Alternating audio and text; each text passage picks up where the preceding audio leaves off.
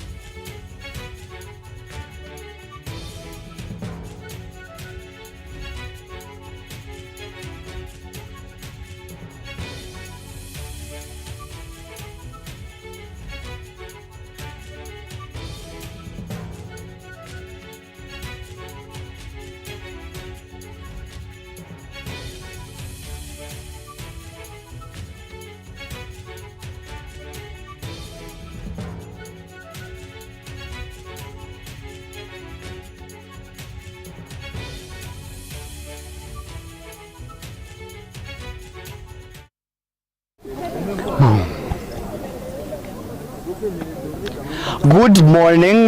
This is the University of Eastern Africa Baraton. It is the Wednesday of March 2024, 20th. Today we're going to have views from the streets of the students concerning the ongoing elections. We're going to have one Musa Mbai. Kindly, would you introduce yourself to us, your name and your major? Asante sana ndugu Caleb, kwa majina jinsi viliosikia naitwa Mbai Musa Ilyasa. Ni mwanafunzi wa mwaka wa 3 katika department ya journalism and mass communication. All right. Could you tell us if you've voted ama bado haujaweza kupiga kura yako? Bado sija manage kuvote kwa sababu ya itilafu ya mitambo. Nimekuwa nikishuhudia changamoto ya mitambo. Napojaribu kulogin, mitambo imekuwa ikinisumbua zaidi. Bado sija manage kuvote hadi wa sasa. All right. Jambo hilo litashughulikiwa na IEC na utaweza kupiga kura yako. Asante sana Bwana Musa. Thank you so much. All right.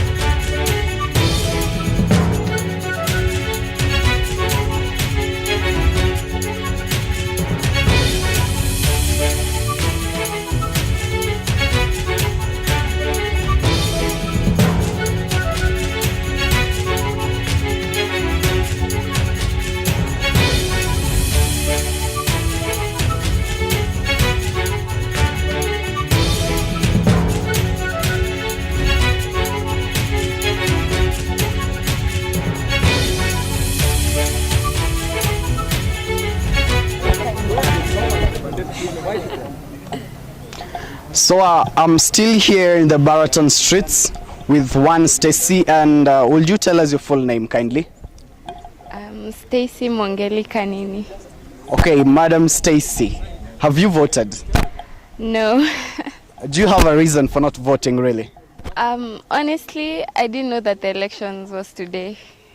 Okay, and have you not seen posters around? Have you seen people campaigning? I have, but if you check the poster at the gate, there's no date. I didn't know, honestly. Okay, have you checked your email? No.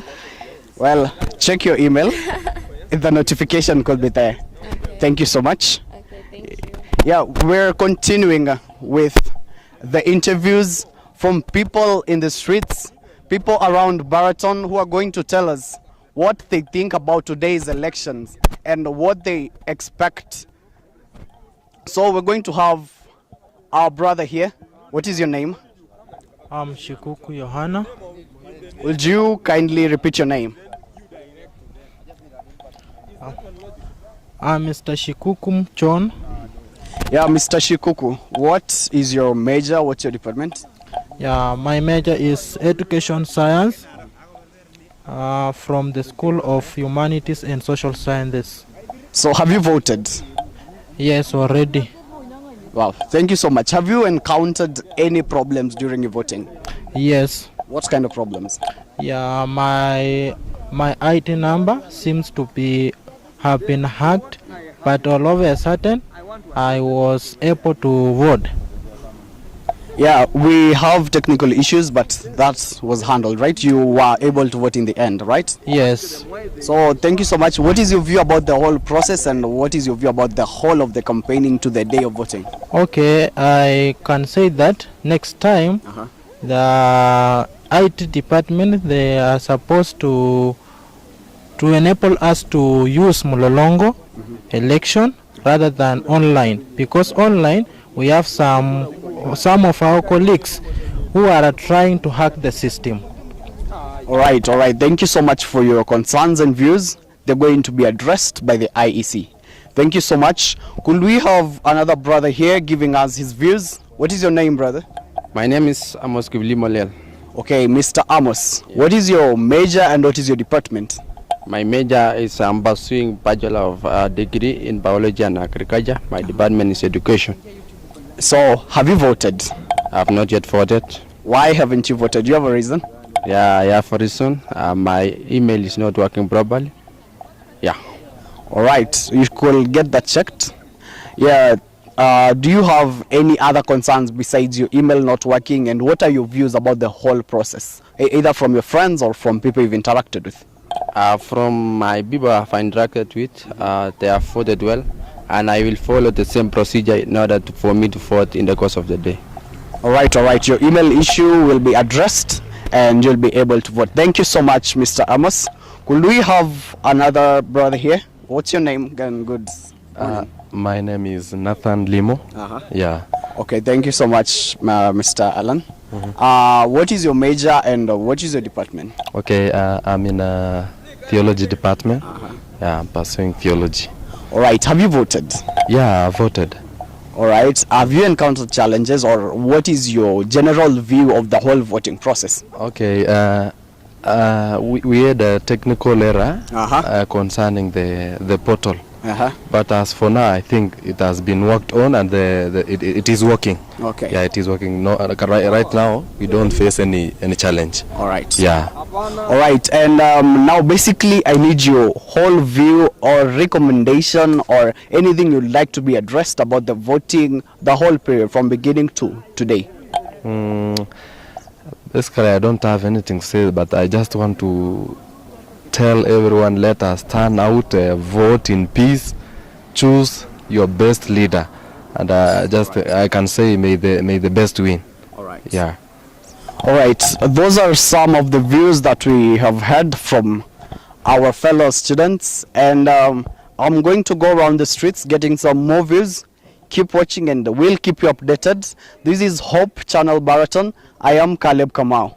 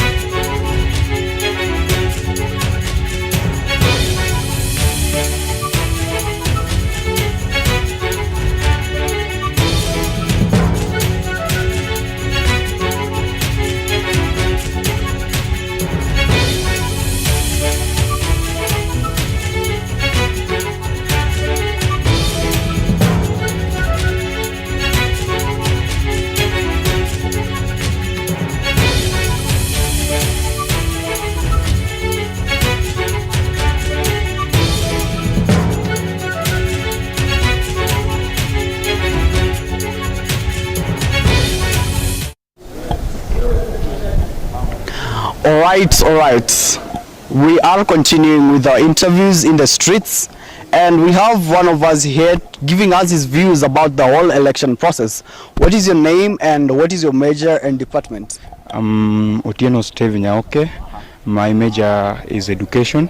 I'm from Department of Education. Department of Education. Yeah. All right, Mr. Steve, have you voted? Yes, I've voted. Okay, and what has been your experience with online voting and the whole process of voting from beginning to the end? Now, I started voting at exactly 9 when the process was open, but I experienced some problems in voting, like the system was not working at that point.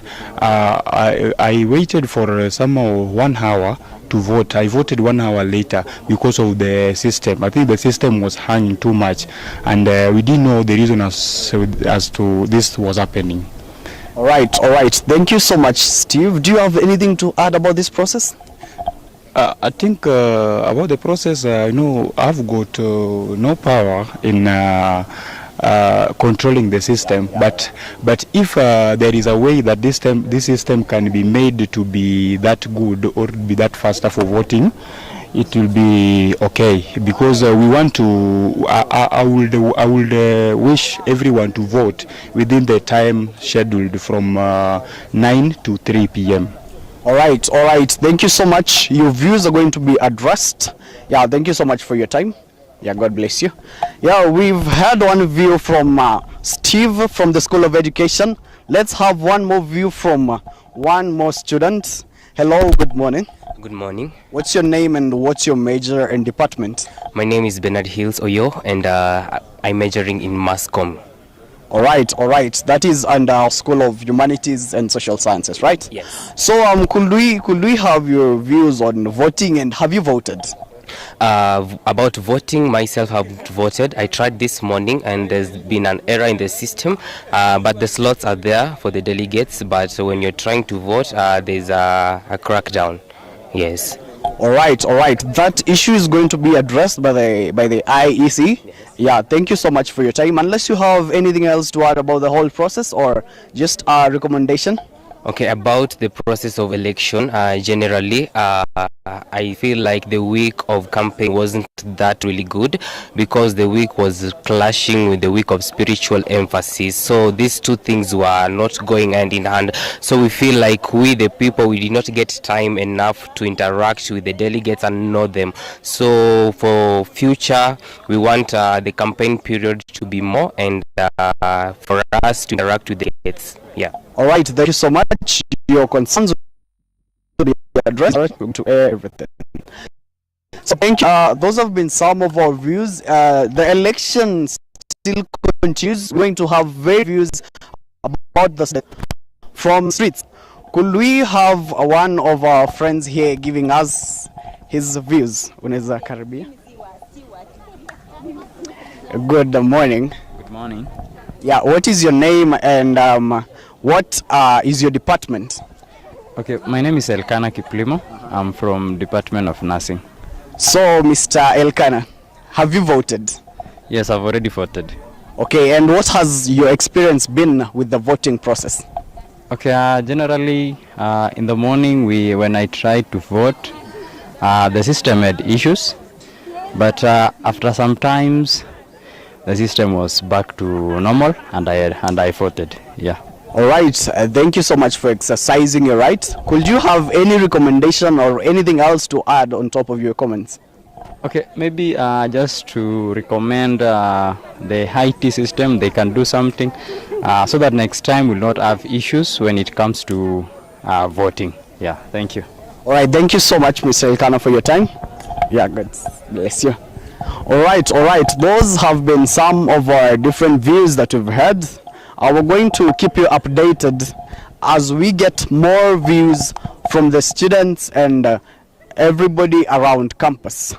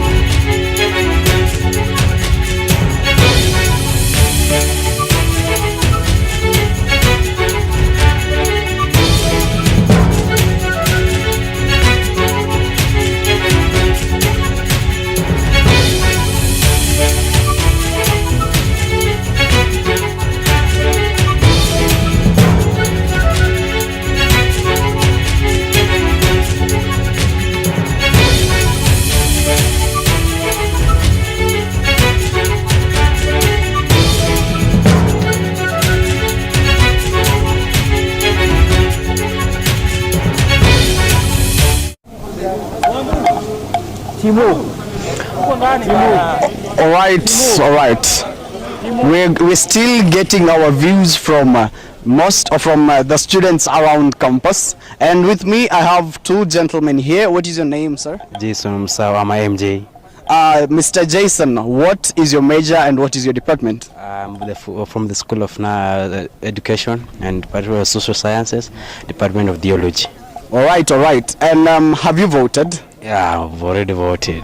And what has been your experience so far? What have you experienced from the beginning to the end of the process of voting? The first 40 minutes, the system has been with some problems, mechanical problems. I never understand, but due to very intelligent guys in the school, they have solved the problem. So I have already voted, but the system is like having some problem. Yeah. All right. Rest assured, the IEC is going to be here to address your concern. Could you also have your name, sir? I'm Anthony Msioka. Okay, Mr. Anthony, what is your department and what is your major? My department is technology, major electronics, communication option. Yeah, and yes. All right, and have you voted? Yeah, I've already voted. What is your experience? What have you experienced from the voting process? Okay, the system is a little bit laggy, and I think they are trying to set up, like, to fix the problem. Yeah, and maybe as time moves on, the system, so maybe they should just try and fix the problem up. All right, welcome back, sir. Could you give any recommendations or any extra views about this whole voting process? Yeah, they must have some good system in it. Before the day approaches, they must test the system, they must work on it. So because this thing of election, because the first 40 minutes there was system clash, and obvious as human beings we'll start having some disclaimer. What is it happening? We think that there are some controversial things are going on. So they work on the system, the election will be good. So far so good. All right, thank you so much. Thank you so much for your views. All right, those are some of the views. We're going to update you from the views of the students and everybody in UEAB.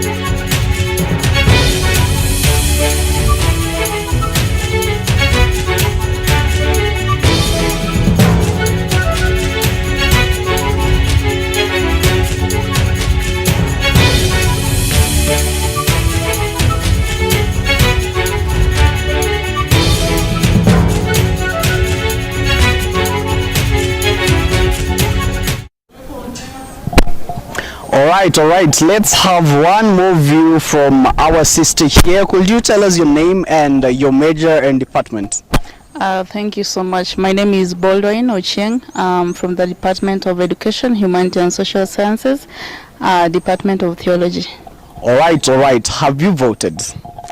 Oh, yes, I've voted, but for my friends, most of them have not voted. Why haven't they voted? This is because of the iCampus that we are using. You see, we are voting online, and the system, it's sometimes not working for the others. It's maybe writing error, it's maybe writing you cannot continue. All right.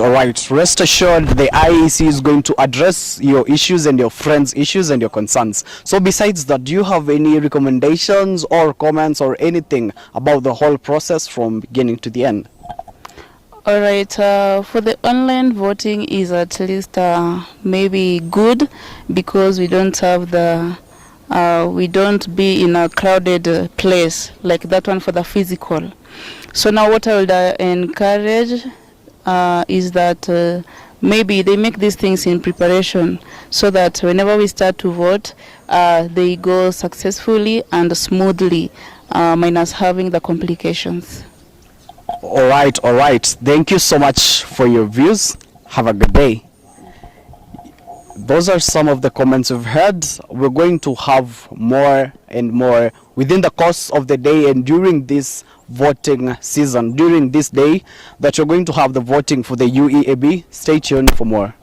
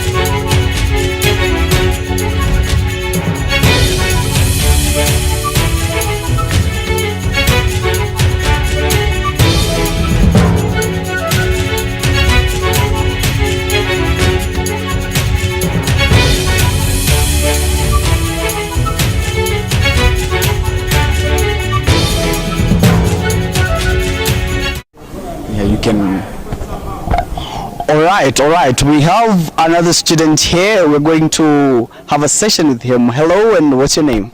My name is Ouma Victor Dhiambo. Okay, Mr. Victor, have you voted? Yes, I've voted. And what has your experience been with the voting? When the voting started, it had some issues. The system was not that smooth, but with time it is working.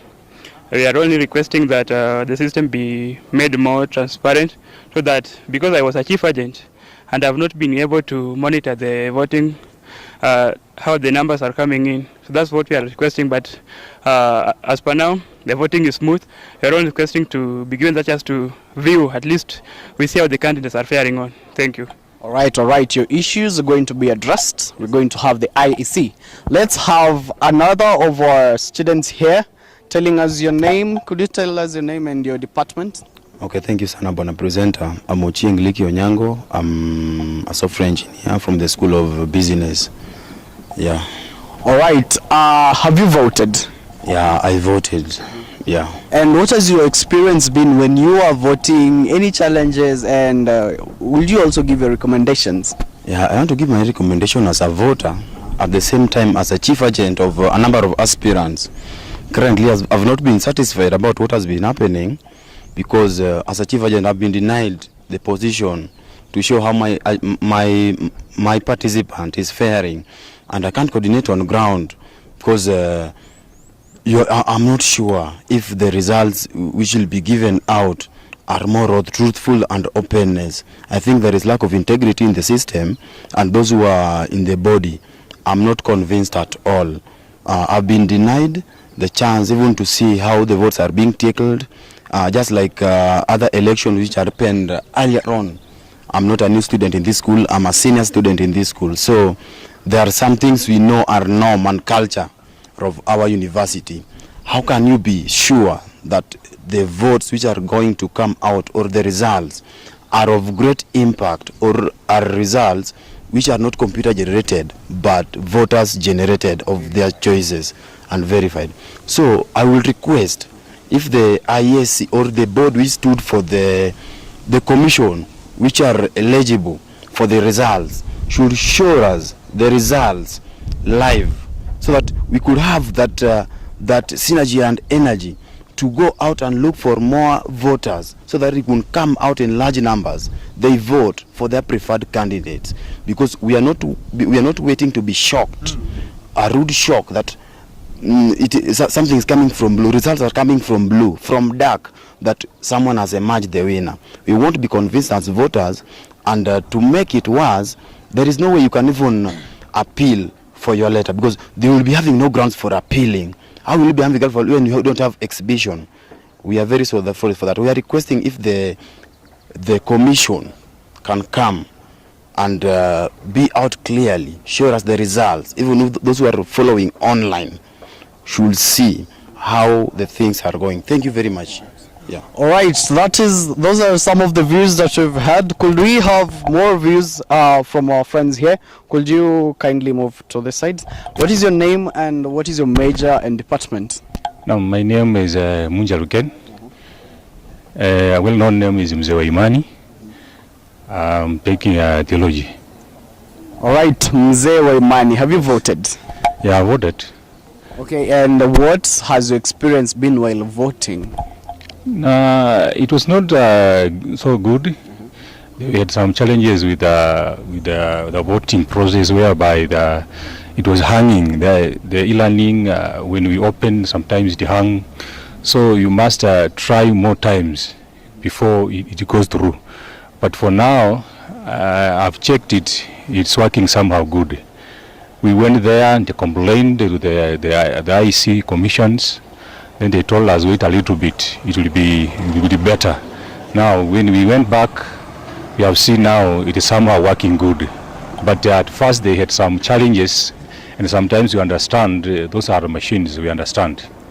Yeah, but you can see the process now is going on well. All right. Thank you so much, Mzee wa Imani. Have faith that the IEC is going to handle all those issues. Maybe we could have one more view from our friend here. What is your name and what is your major? Okay, I'm Kevin Kipkoril, majorly known as Shakiri. I come from the Department of Education, and as I can say, the voting system is okay, but there is something I want to advise the voters. Let's look at the regional balancing. Let's not vote tribally. Don't be tribalistic, because I think that is what has ruined this school. If you vote, just vote a leader who can work for us, who can serve the students. Thank you. All right, thank you so much for your views. Have a good day. Those are some of the views, and we're going to keep on updating you. This is Hope Channel Baraton.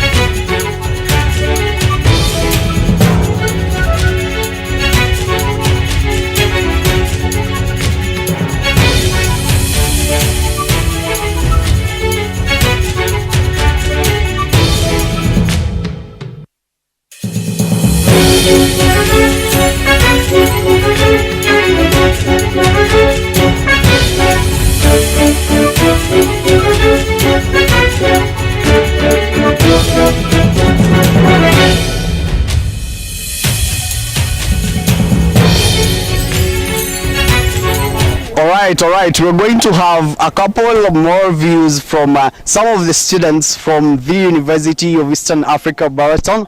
We will start from my far right. What is your name, sir, and what is your major and department? My name is Peter. My major is accounting. All right. Accounting and finance. All right, and have you voted? Not yet, but I'm planning to. All right, thank you so much. Make sure you vote. Do you have any comment about the voting process or anything you'd like to be addressed by the IEC? No. All right, thank you so much. Cool. What is your name, sir? I'm Marinda Jefferson from the Department of Accounting and Finance. Okay, have you voted, Mr. Jefferson? Yes, I've already casted my vote and the process was smooth.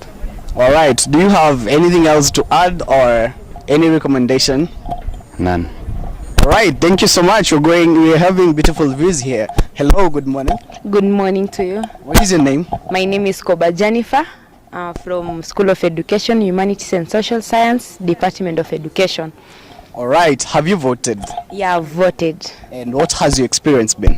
Yeah, the experience at the beginning, the e-learning was not functioning, but after a few hours, it was functioning, and I voted so nicely, and I appreciate. All right, all right. Thank you so much for your time, Jennifer. Could we have our sister here? What's your name and what's your major?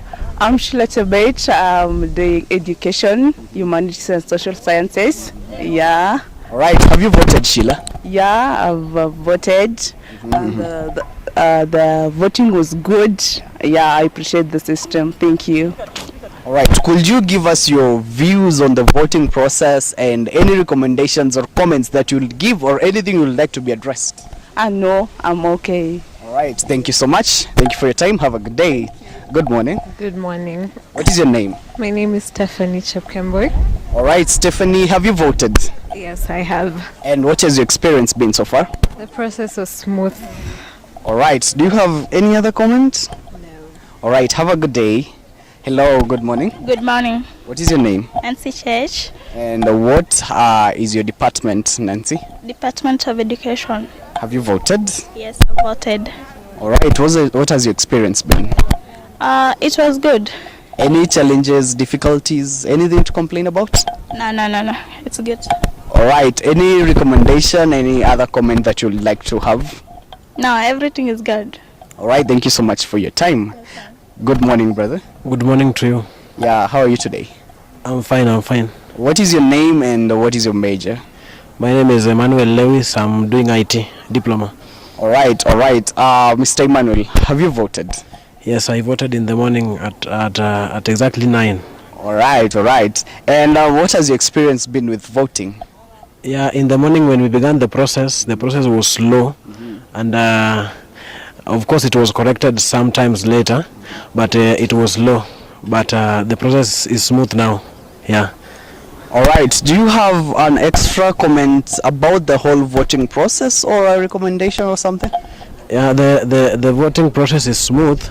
It's only that people next time when we are doing this process, we should guard our passwords and everything, because some people have complained as early as now that when they logged into their account, they found that the votes were already taken.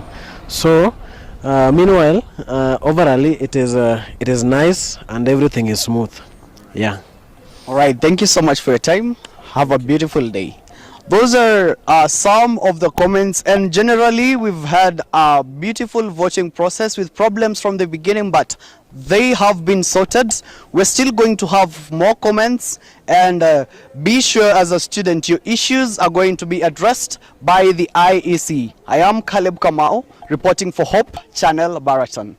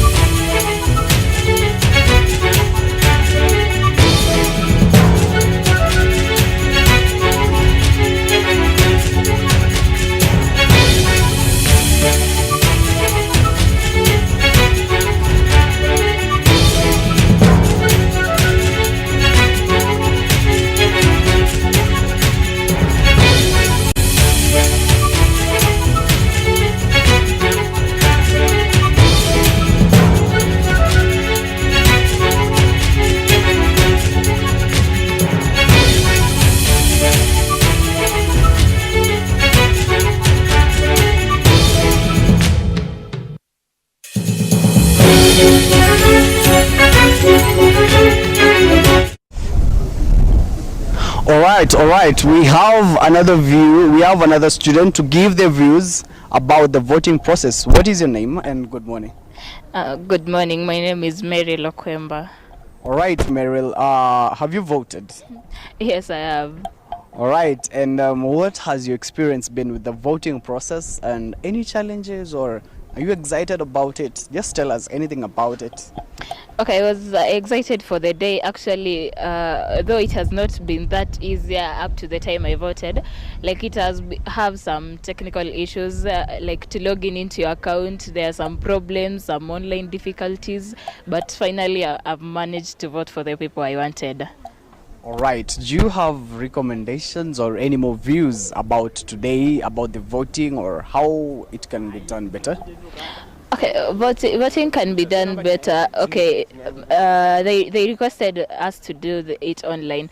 Okay, for example, if they could have just spaced it, like they make senators' seats, okay, to be voted for education, like a little bit earlier, they specify some time, and then off campus, like they make it a little bit maybe later in course of the day, because like as logging in the same time, it's making it difficult. For example, you can vote and then you enter again, it's like there is no records of what you've done, so it's so difficult. Perhaps they work on their technicals, whatever.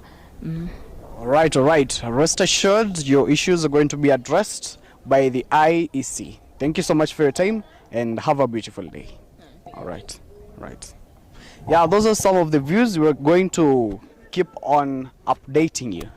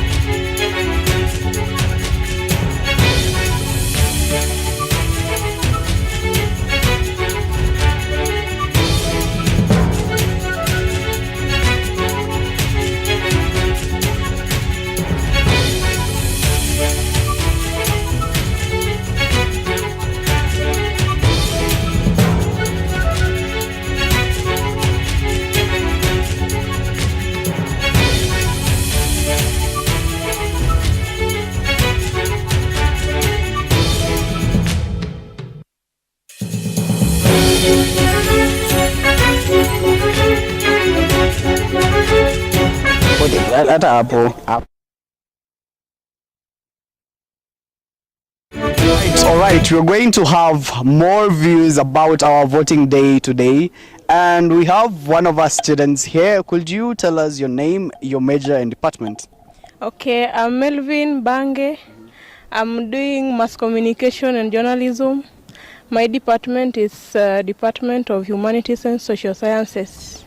All right, Melvin, have you voted? Yes, I have voted. And what has your experience been so far? My experience are good, though there are some people coming that they want to be voted for, yet you have voted, yeah. All right, all right. Do you have any more recommendation or comments about the whole process? Actually, voting is good. It expresses someone's views over a certain elect, so that you can vote someone in regardless of what is going to get after that. All right. Thank you so much for your views. You have a good day. Yeah. All right. We could have some more views from the students who have voted and some who have not. Let us have two of our brothers here who are going to give us their views. Good morning, and what is your name? Yeah, good morning. My name is Kevin Mwitikimadhi. Yeah, I'm doing medical lab science. All right, all right. Have you voted? Yeah, I've already voted. And what has your experience been? Yeah, my experience has been good, though the platform had some errors and we struggled much in the morning. All right, how long ago did you vote? At what time did you vote? I voted at 9 in the morning. All right, all right. Do you have any more comments to give us or your views about the whole process of voting? Yeah, I think next time they should check on the platform before we start voting so that they can ensure that everything is okay. Yeah. All right, all right. Thank you so much for your time. Could we have another brother of ours here? Welcome, sir. What is your name and what is your major and department? My name is Ian Ijari. My major is theology. All right, all right. Are you aware that we're having voting today? Of course. All right, and have you voted? No. Why haven't you voted? Well, I don't know. I just don't feel like voting. Why don't you feel like voting? I don't know. I feel like today we are voting for senators, yes? I feel like most of the candidates are out of touch with the students. They're just out to get money. They're not really out to help us. So why should I vote? All right. Have you attended the sessions where they were campaigning and sharing their manifesto? Yes, and they are just promising pies in the sky. I don't think they'll do anything, to be honest. Last year they didn't do anything. This year they won't do anything. So why should I vote? Right. If voting is a way of ushering new leaders, don't you think these new leaders promise change? Yes. It's just a routine, It's just a routine. Nothing's going to change, The way Solomon says there's no new thing under the sun. So in this dispensation, there'll be no new thing. So even if we'll have new leaders, different trees, same monkeys, basically. Okay, thank you so much for your views. And what have you heard from your friends, the ones who have voted? Well, I've not met any who's voted, so I can't really share my views concerning that. All right. Thank you so much for your views. Have a good day. Thank you. So those are some of the views that we've had from the various students in Ueab. We're going to continue updating you and giving you more of their comments.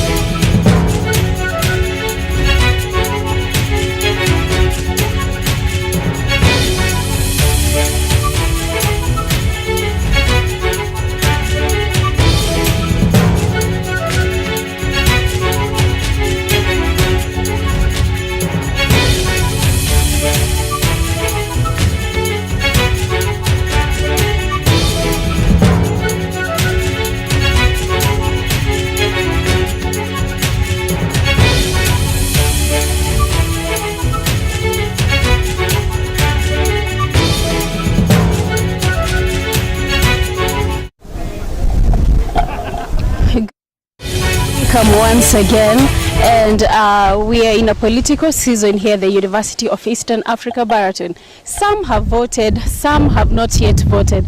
We are having two of our friends here. They are going to introduce themselves and tell us exactly what is their general feeling about, this election. If they voted, why, if they've not, because some people are having a reason why they've not voted. So welcome, guys. You're going to tell your names and then you briefly tell us what do you feel about the election this year. Welcome.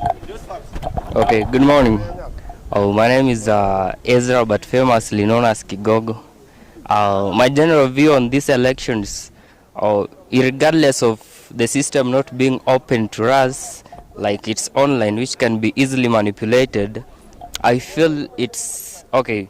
In my side, I feel it's a fair election, but I think we had to be given an opportunity of voting for ladies, we as gentlemen, and also voting for ladies, we as gentlemen, and gentlemen voting for, and ladies voting for gentlemen. That's my view. But otherwise, the elections, I think, personally, I've done it. It's a good exercise. Thank you. Yeah, good morning. My name is Jesse, and we are here with my friend. Very much okay. The general activity of the election has kicked off so well, and basically everything is going so smooth. But the few challenges that I feel so sad because early in the morning someone had taken the vote for me without my own opinion. So that is something that is so painful, and putting into consideration that everything that we are having in the system is from our database in the local school. So we are trying to figure out what's not happening, because I changed my password from yesterday to today. I've changed my password very early in the morning, even before 9, but only to realize that someone had voted for me, and that is something that we need to tackle. Yeah, that's my view, but generally everything is so much okay. Yeah. Thank you so much. Thank you so much for sharing your views. We thank you, and people are voting. Whoever is watching, have you voted or have you not voted? So somebody has an addition towards their opinion about these elections this year. Tell us more, brother. Oh, okay, this is a suggestion that the next time when the elections are going to be conducted, the electoral system should be physical, in that we should be allowed to vote physically, because that's more open as compared to the online system. Thank you. That's my suggestion to the electoral system. Thank you so much. We've heard that. Some people want us to go physical. Some people want us to remain online. People have different views. People have voted. People have not voted. Everybody has their own reason. We have our own sisters here. Welcome so much. You're going to tell us your name, tell us whether you voted or not. Give us a reason or your general feeling about our elections this year, the Sabu elections 2024. Welcome. Okay, thank you. My name is Diana Nyambura. I'm taking accounting. Yeah, I have not yet voted. Yeah, maybe I'll vote during the day. I'm not yet convinced to vote. Yeah. Good morning. My name is Anne Wanjiro, pursuing automotive engineering for their students, but I've not yet voted. I've been having classes, and so I was busy. Yeah, thank you so much to our sisters. They've not voted, but I believe somewhere during the day they are going to vote. And if maybe you wanted things to be done different or the way they are, what do you think? Should we go online? Should we go physical? Because some people are having, different views. What do you feel about this voting? Okay, I think for the online one, for me, it's okay, since it can accommodate everyone, since it's open for a certain period of time. And comparing now, we are in the digital world, and the kind of people we are dealing with, the students, mostly we are used to doing things online. So I think the online one is still okay for me, and it's still working. Yeah. I also think online is okay, because even if you don't have to come to school, you can do it wherever you are. But with the physical one, you'll have to come to the location where the exercise is being done. Thank you so much for your views. Dear viewer, you know, we are being told here whether we continue online, whether we go physical. It's up to you as a person. What do you think? And we really thank all those people who are coming through. And all of us are eagerly waiting for the results. We want to be updated. We need to know what is happening, what is not happening, why people are voting, others are not voting. We need to know. Keep watch. We are waiting for the updates. Thank you.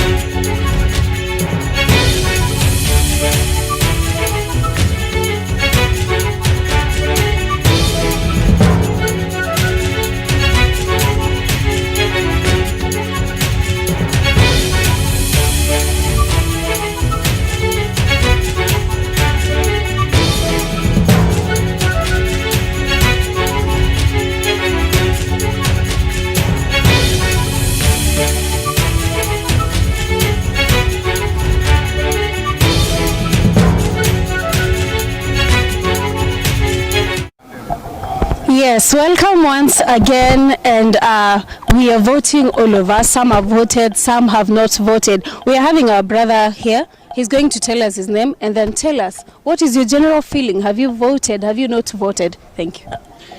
Thank you. Kipketer Pius, a student here at University of Eastern Africa, Paraton. Actually, my feeling today is good. I can see the voting process is going on well, free and fair to all. And I personally have exercised my right of voting. And according to my view, the election is peaceful. There is no violence or anything going against the requirements of this event. Thank you. Thank you so much. Thank you so much. Do you think we should go online or physical? Are you okay with online, or some want us to go physical? Or what's your opinion about this whole thing? According to me, the online voting is somehow better than physical voting, in that it saves time. The time that could have been used by the voters in queuing in order to vote is reduced in the online one. Thank you so much, brother. Thank you so much, viewer. We are really in a position where people are voting. People have different feelings. And right now we are going to get back to studio so that we are going to understand more from our commissioners on what exactly they need to update us. So back to studio.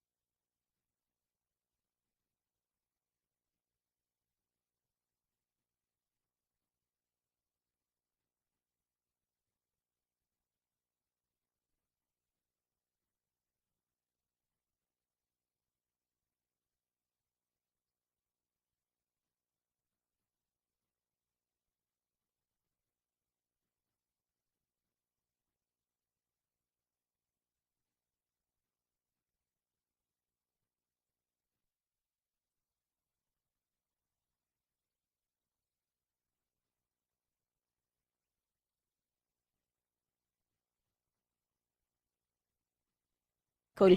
So people have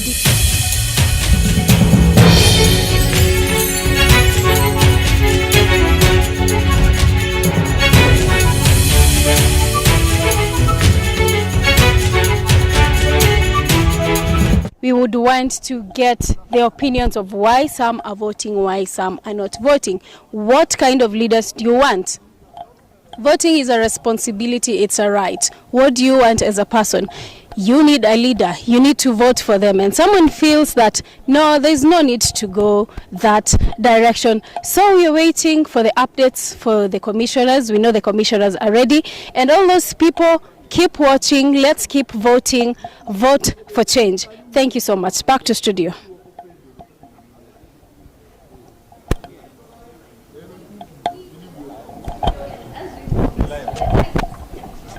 Naweza pita. Uko poa?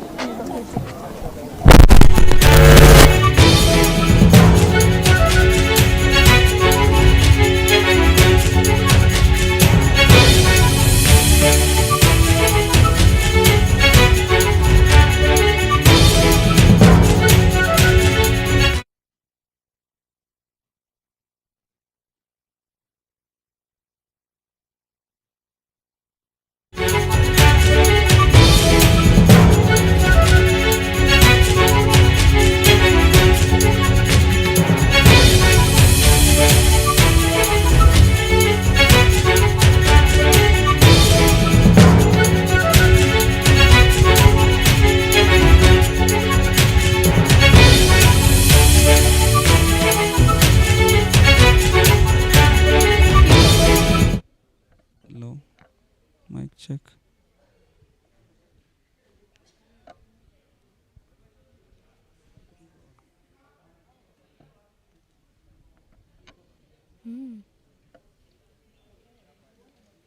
Umefanya check.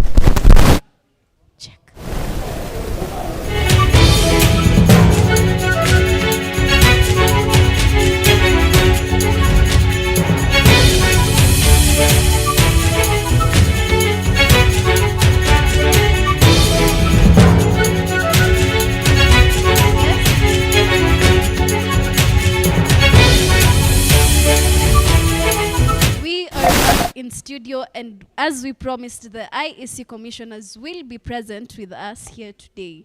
I am joined with two of the commissioners. Kindly introduce yourself, give us your names and the position that you hold.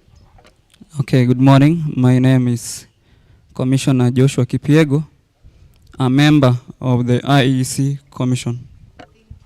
Lewis? Lewis Arasa, a member of the IEC Commission 2024. Thank you. So to Joshua, how prepared are you today? And kindly, can you take us the process that you're going to follow today to the end when you will be releasing the results?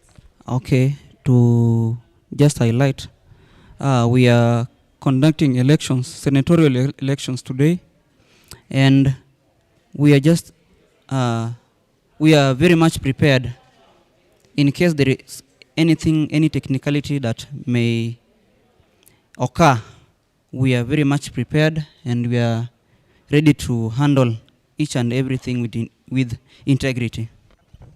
Thank you. Can you take us through the process from now until the time you announce the final results?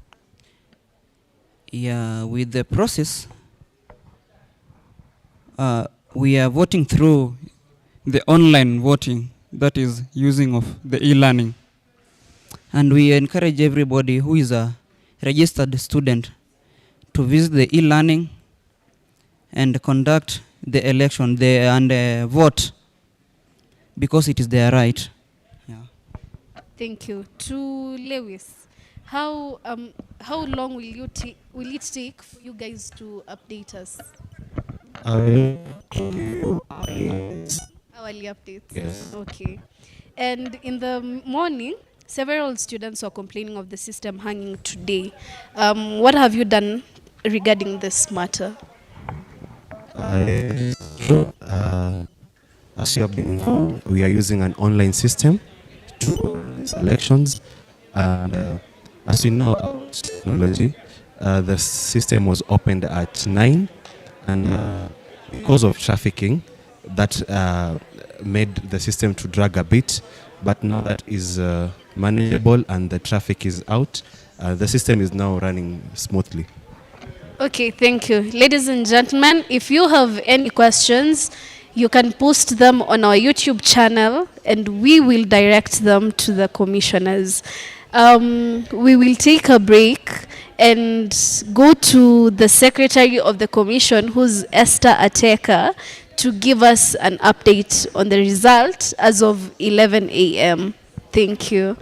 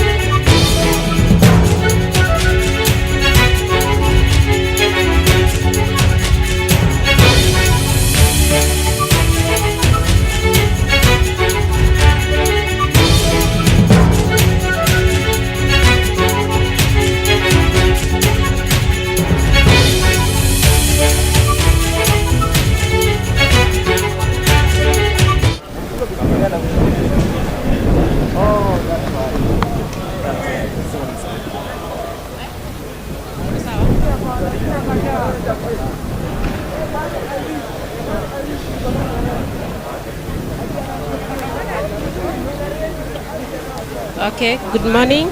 I'm giving an update from IEC, and this is us at 11 hours. We will be giving hourly updates from provisional results from IEC. My name is Esther Teka, the IEC Secretariat. So at 11, we are voting for senatorial positions for religious affairs and diploma and certificate. We start with Senator Religious Affairs. Cast votes as at 11 were 1,379. Total registered voters were 4,770. The voter turnout was 28% as at 11. Sabu Senator off-campus male. Cast votes 719. Total registered 2,264. Voter turnout is 31.76%. Senator Ladies Dom,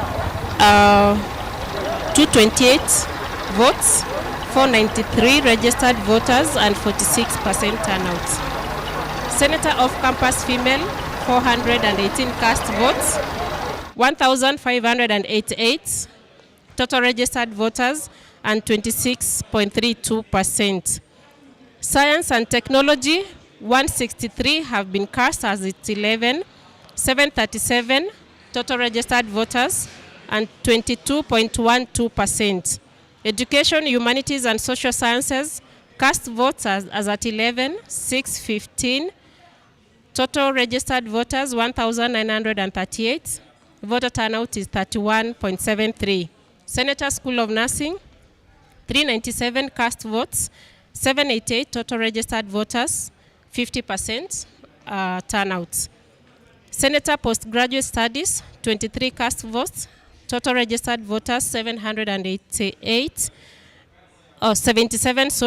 29% voter turnout. And lastly, Senator Diploma and Certificate, 163 cast votes already at 11, total registered voters 453, and voter turnout 35.98%. So those are the graphs. I think they are projected on the screen. As at 11, we'll be giving hourly updates from IEC. Thank you.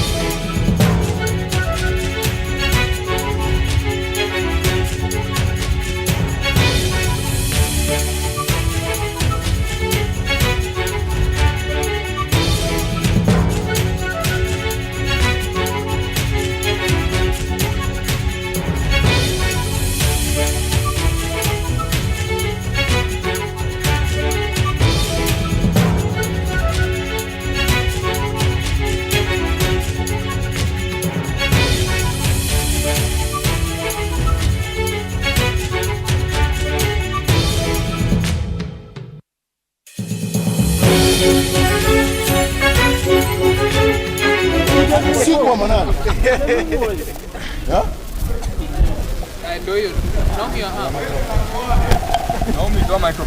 Yes, welcome, dear viewer, once again.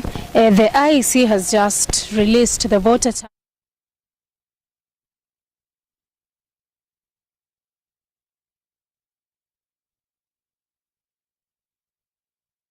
Hello, guys. Yes, welcome once again. So, could you please tell us what your feelings are about what the IEC has just released? Yeah, thank you very much, Madam Presenter, for giving me this opportunity to share my feelings and how I've seen the IEC in the last few minutes. They were press briefing about the tickling of the results, but me as a voter, I'm not convinced. Though the turnout is not very okay, I would wish to tell my guys who are outside, those who applied for various positions, those who are voting, to influence other individuals so that they could vote. The turnout is not that good. It's only the senatorial position in nursing which has managed to gain more than 50% of the total turnout votes, plus the registered members. So I will request and I will urge everybody who's out there and have not voted so that it will come out. The voting will end, I think, in a few hours' time, and it will be done. It will be done. Number two, I would like to air my feelings about the commission, which has just shown us the results.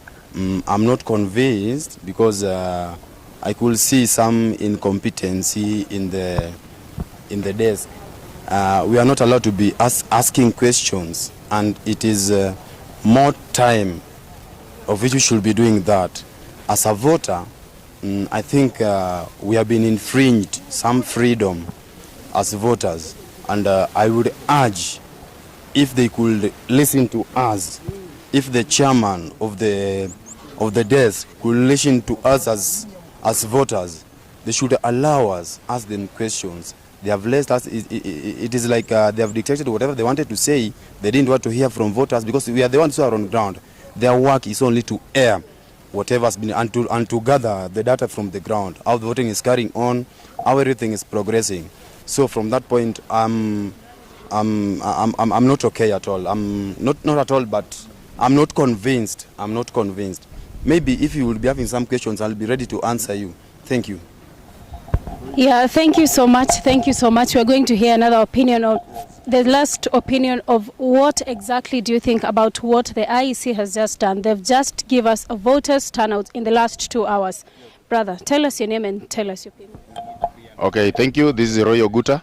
I have various observations that I want to make concerning the IEC. They came to brief the press, and when we came in to ask questions, actually they have left us. It's like our rights are disillusioned and are thrown into imbroglio, and we ask that our concerns were valid at this time, not later. And if they want us to ask those questions later, they may not be relevant. They are relevant now. The first question that we wanted to ask the AIC, that they should show us how the graph is moving, not the total votes that have been casted, but according to how aspirants they are performing. Because this one, it's like still we are in a total darkness. And actually, in the morning, we went to the office as the agents of various aspirants, and actually they refused that no agent is needed. So we wonder which kind of election can be done without an agent of an aspirant. So I wonder what kind of that election. I think the aspirants, each aspirant should be having an agent to represent, and in case of any issue, it is the work of the agent who will report that. So I wonder how will we even bring concerns and complaints later if they cannot answer those questions now. And if they cannot answer those questions now, we don't have a fair ground where we'll say that during the voting process, this is the way votes were trickling in, and this is when we began not understanding how the system worked out the figures. So up to now, people are under a lot of anxiety that you will like be bringing in the results at 3, results that we don't know how they came about.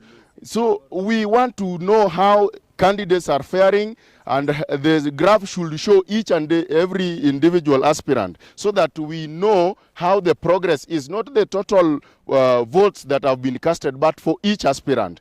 And therefore, we are still pleading and asking the AIC to kindly show us how the progress is per individual, not the total votes that have been casted. And lastly, I just want to mention that the process, the graph that they have shown, still show a very low turnout of voters, and I still plead with all the students to turn up and cast their voting rights. They cast their vote so that at the end of it all, we will all feel free that actually we participated in this election. It is once in every year, and if you fail to turn out, it will be a very bad thing on your side. And therefore, please, we need to ask questions to the AIC and they answer us on the spot. So they have left us here. We are asking them to come back and answer our questions and enable us to be contented with whatever they are displaying on the screen.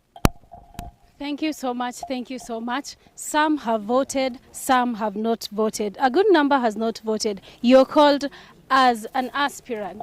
As an aspirant, just keep waiting till 3 p.m. so that we see what happens then.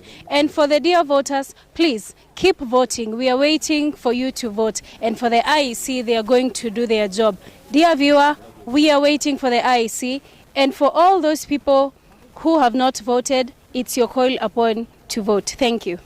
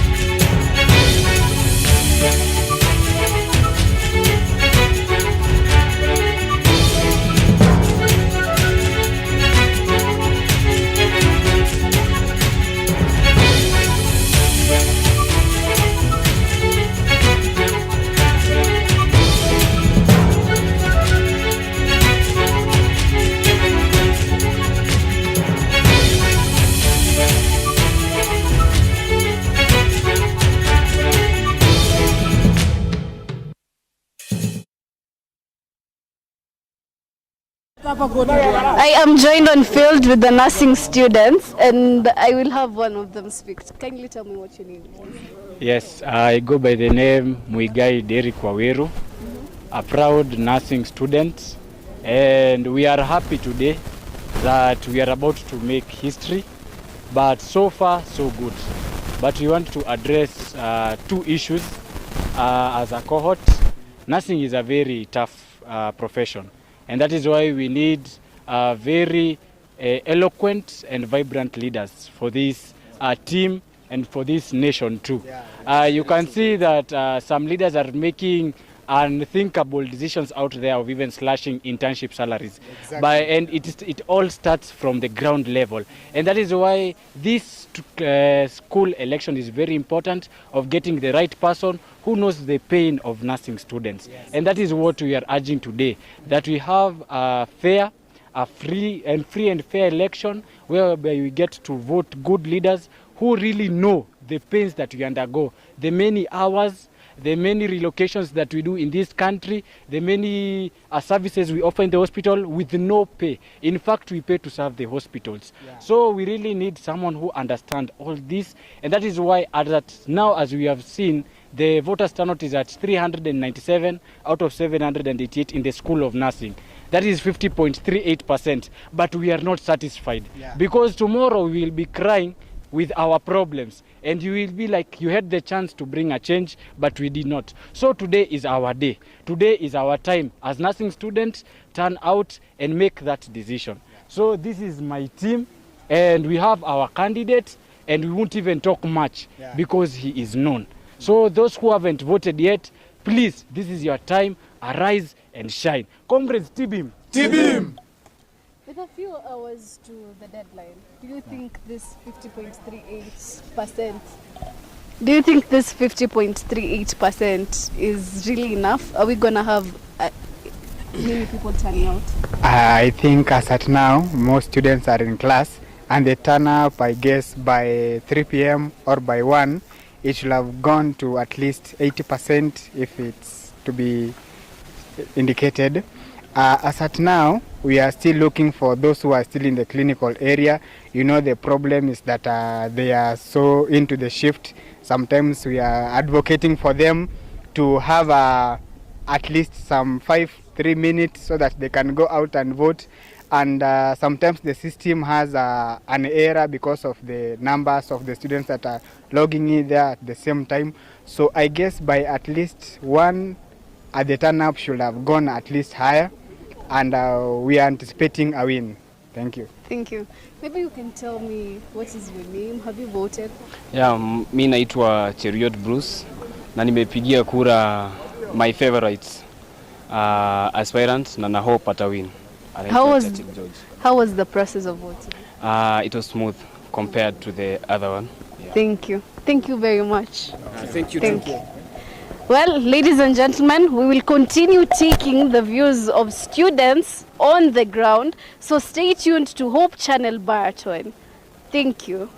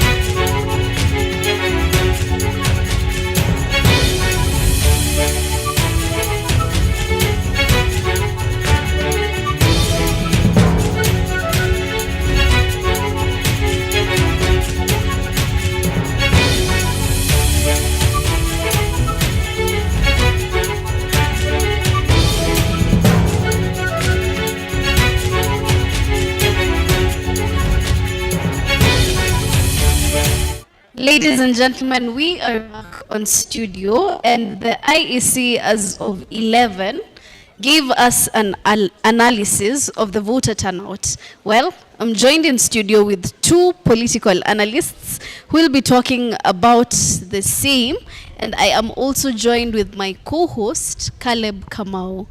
If the two analysts could introduce themselves kindly, starting from my far right. Thank you so much, our host, Ashley, and the co-host, Caleb. I'm called Rafael Otieno. I'm a senior student in the university and from the Department of Education. A pleasure to have me here. The name is Derek Muigai, a student from the Department of Nursing, School of Nursing and Health Sciences, heading to my final year. A privilege to be here. Thank you. Maybe when you look at the analysis given by the IEC, what's your take on that? And do you think with a few hours to the final result announcement, do you think we'll have any improvements, or what's the way forward on this? Thank you so much, Ashley. I would like to first really give round of applause to the Hope Channel Marathon TV for really displaying this. First and foremost, I would like to remind us of the Aden Duale's Act on campus politics. In 2015, Aden Duale introduced a bill in the parliament that were allowing for two things. Number one, for what we call popular votes, and number two, for what we call electoral college delegates. Today, the university has embarked on election for the congresspersons, or rather you'll call them senators, and this one is where we have got popular votes. Now also, according to the situational and the prevailing circumstances of the institution, we are doing what's called online election. And today, compared to previous year, actually, as at 11, because the voting started at 9, as at 11, we can see improvement from the previous electioneering here. Because as at 11, we can see areas like in the Senator Dome, ladies, already they are shooting above 50%. So actually, basically, what you are saying is that this year, we can see a lot of students as at 11 have already turned out to vote. However, students are still need to be appealed to be urged and persuaded to turn out and vote. And if you look at in other areas, other voting areas, we can see surely there are still low voter turnout, and we can see as at 22% voter turnout. And remember, this voting will end up at around 3. So there's still need to, appeal to voters to cast their votes in the e-learning platform. Thank you. Thank you once more, Ashley. I just want to first highlight that this is a democratic process, and a process that well sensitized to students that they play a huge role in voting leaders. In the words of the great Abraham Lincoln, that a government is for the people, and by the people. People living by these words know that today is their chance to really set out and turn out to make sure that their vote counts. The voters' turnout as at 11 was pretty impressive. Taking in regard, for example, the department that I come from, with the large numbers that are in their clinical setups, and maybe due to the nature of their work, they cannot be able to have access to their mobile gadgets. A 50.38% turnout is quite impressive. And so compared to the other years, I can really say that this year the students have really understood what it really means to cast their votes, and the process in general has been tried to be made more smooth and more fast and reliable. And that is why more votes can count in even in short time. So I really think that in that department, they're really doing quite impressive. But on the other hand, if you see other departments and also if you scrutinize other sections, for example, religious affairs, diploma and certificate, I still think that maybe it's the program of the school that hasn't yet allowed them to have that vote. But I can say that I have quite high hopes that really we will see an increase and a drastic one, especially as we approach lunch hours, that the voters turnout will increase drastically and people will be able to exercise their democratic rights. Thank you, Ashley. All right. Thank you so much. Could we also have your views, Raphael, on the voter turnout of your school? You've said you're from Education, Humanities and Social Sciences. We can see it is pretty low and compared to other schools and also compared to nursing. What are your views about that? What could be the reason? Basically, give us your views about that. Thank you so much, Caleb. My department, my school has got 5 departments. And you'll agree with me that my department, my school also has the largest number of students registered in this institution. You'll also agree with me that it is in the school that we have, you see what we call tight timetable for classes. And I hope this is what has really posted the challenge that students have been in classes since the election began.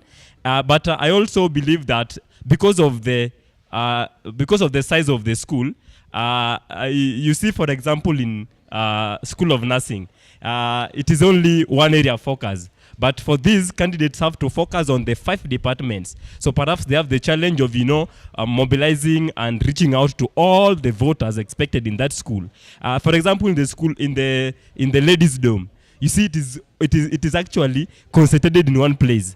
You realize that in the School of Education, because of the population of the students there, and because of also their how the school is, the size, the school is big, it is not really easy to easily and quickly mobilize and create awareness that you people need to vote. I believe now that it is approaching lunchtime, voters really need to turn out in large numbers. The candidates and their agents really need to be out there and really urge the voters to turn out and vote. Thank you. All right. Now that you talked about the School of Nursing, could we look at the Senator Religious Affairs? This is a place where everybody is voting, but the turnout is low. But still we have other schools, people who vote for these other places. Their departments are soaring, but these other places that they're supposed to vote for, it's still going down. What do you have to comment about that? Do they just see it and skip? Well, for that, Caleb, to answer that, I think also it has to do with sensitization that the candidates had to do prior to the elections. And I think as much as the voters' education was given, I think it was not really emphasized on the importance of really voting in all these aspects, because wherever the voters maybe think or maybe their weight lies is where maybe they think my department affects me. Like they analyze in 4 hours or as in my life as a student, what really affects me.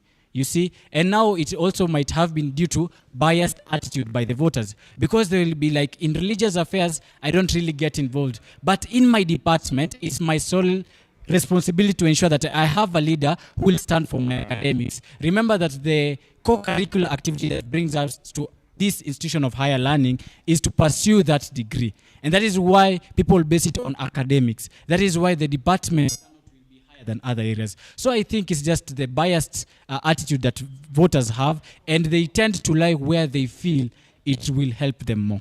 Thank you, Caleb. All right. Thank you so much. Compared to last year, do you think we are at a better place? Do you think we'll have any issues reported concerning the voting of elections? I've had some students complaining that there are people who support various aspirants and going around maybe Barasi, telling people, you vote for this person, you vote for this person. How do we deal with that? I'll start with Raphael. Thank you so much, Ashley. One thing that we really have to admit is that there's a lot of improvement this year, as we have said previously. We can see with the modality in which the process is carried out. you know. And also, I was there in the tallying center for the Sabu IEC. I have seen they are doing better than last year.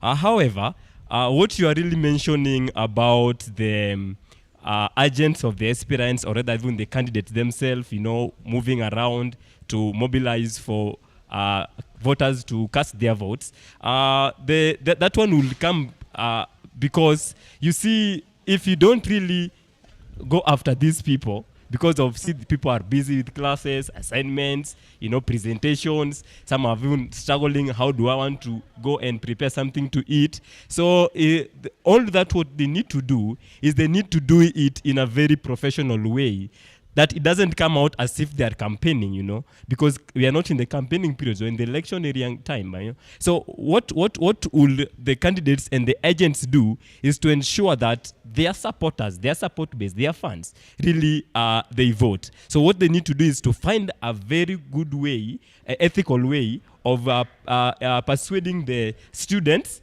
to cast their votes, rather than making it look like it is a campaign season. Thank you. But they are doing well, because if would have they not been going around to hunt for the voting, I think even the percentage of the vote casted would have been still at low turnout. Thank you. Thank you, Derek.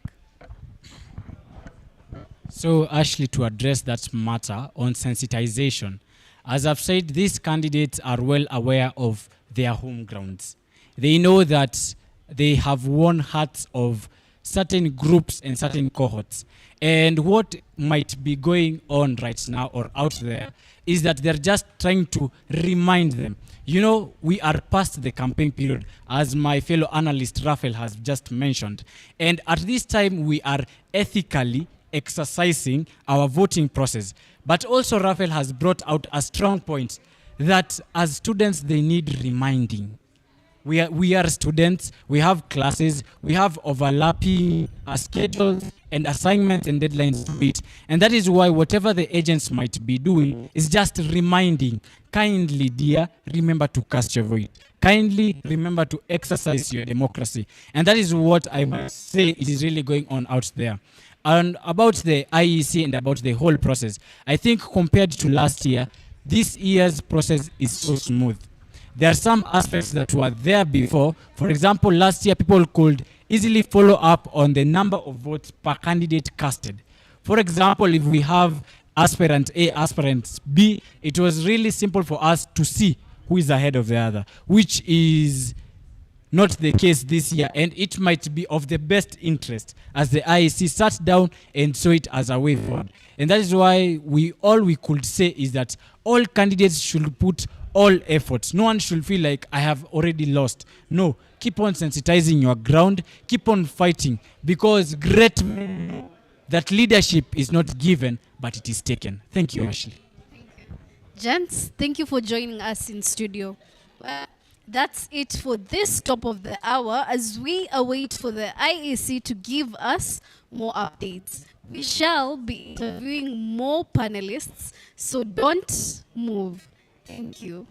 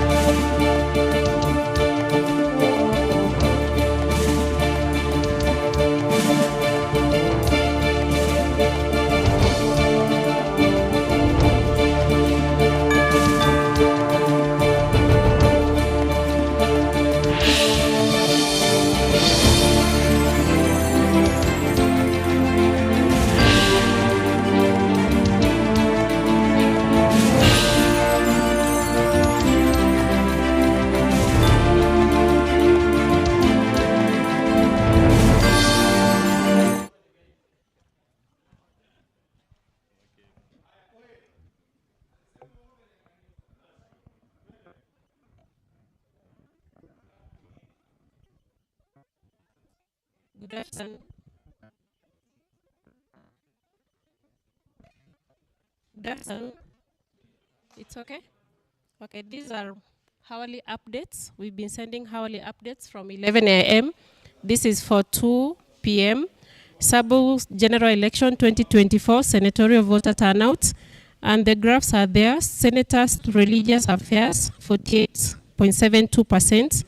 Senator Off-Campus Male, 54.55%. Senator Ladiesdom, 80.12%. Senator Off-Campus Female, 50.50%. Science and Technology, 47.22%. Education, Humanities and Social Sciences, 55.06%. Nursing, 73.60%. Senator Postgraduate Studies, 44.16%. Diploma and Certificate, 49.67%. This is at 2 p.m. The election is ending at 3 p.m. And live broadcast will be here for the final results, and everything will come out. As at now, we can address and say that the election is still going on. So the polling center has not closed, so we are not able to count the results. So we cannot give the final tally until the election has closed. Thank you. And final broadcast will be here live by Hope Channel Kenya, Baraton TV. So kindly everybody to log in and see. So election, we are having few minutes to finish. Once it's done, everything will be live, the television. Thank you.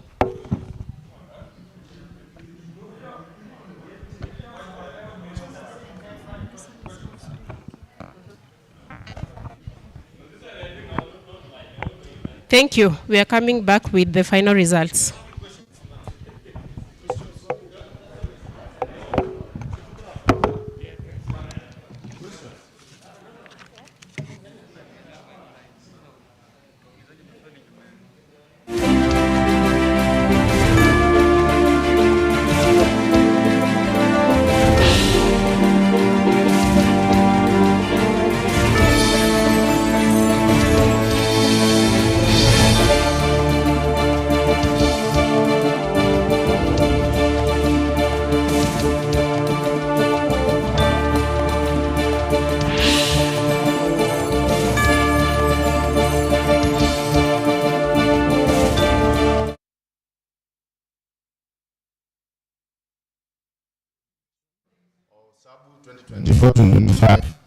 I therefore have this question. First, in the morning, the first briefing, we came to ask the questions, and actually you said the questions were not relevant at that time, and you left without answering our questions. And therefore, at this time, the first question concerning what you have just, the results that you have just briefed us about, that you still don't have the total number of votes. So I'm wondering what we are seeing on the screen are the numbers that of the voters who have casted their votes. Number two, we were requesting in the morning that the votes to be displayed against each and every aspirant who was in the ballot, so that we see how the graph is flowing. Because in the screen we can see there are graphs. So we want to see how these bars have been attained and the distribution of votes per each aspirant. We requested that in the morning, and that has not been addressed up to this time. The third one is that we have never seen an election being done without an agent of the aspirant who is in the ballot. And this is the first time we are witnessing this. So we are wondering whether the constitution has changed today or it was changed there before, and there was no public communication that this will change in this coming election. So these are things that are giving us that time to know how you people have come up with the graphs, actually with the bars. So I am humbly that you help us understand why this election you refused, that there are no agents needed. So at what ground will we even petition if one of the aspirant is not satisfied with the result that will be released in few minutes time? Thank you. To answer that, results will be in few hours from now. And the graphs we are talking about, they'll be in. They'll be in the final results.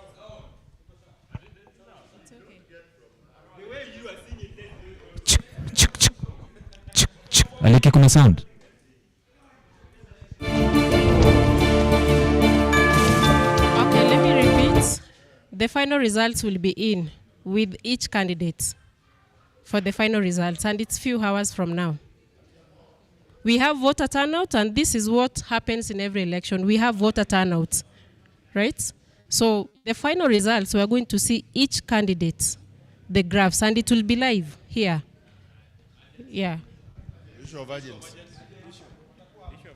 They'll be here too. They'll be here too. Okay.